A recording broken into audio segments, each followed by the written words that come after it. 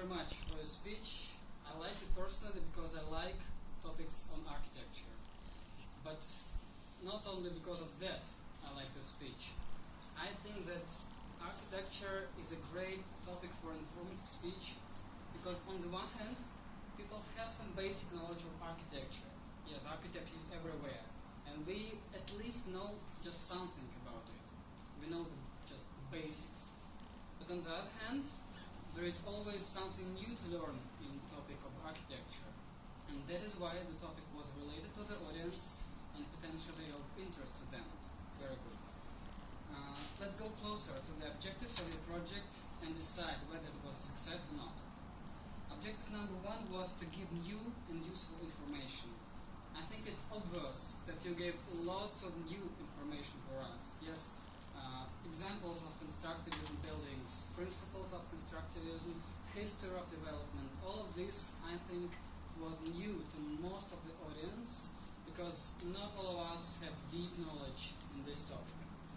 Also, the information was useful because architecture is really everywhere. We are sitting in an example of architecture. Yeah? We go outside and see examples of architecture. So knowing just a little bit about this topic would be useful and maybe helpful for you sometime later.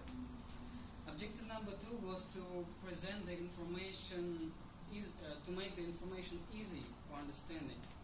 This was also a success because you give wonderful visual aids, and I would like everyone to remember them and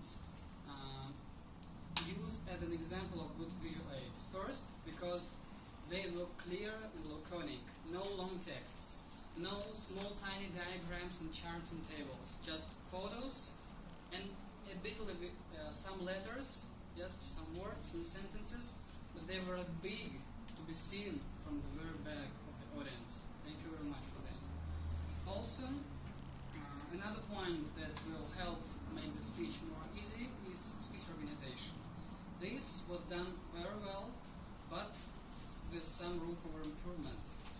The beginning was very well done, was very capturing from the very first second. It was like an excursion style, yes? Just going outside, looking around and witnessing different examples of architecture, and then we have some constructivism, something new.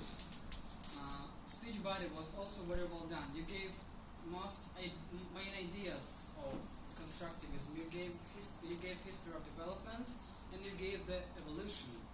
I think it was all clear and understandable by the audience. But I think your conclusion could have been more effective, and this affected the next objective of the speech, helped to motivate listeners to learn the objective. I think to best motivate people to learn more about architecture themselves was to finalize with a photo of block of flats, which you gave somewhere in the middle. You could say that this was an evolution of constructivism. And if you want to learn the prehistory of this, just get some more information, go to excursions, to constructivist buildings, and that's it. All in all, it was a good informative speech because the main objective to give a new portion of information and you make it interesting was met, and I congratulate you with this project.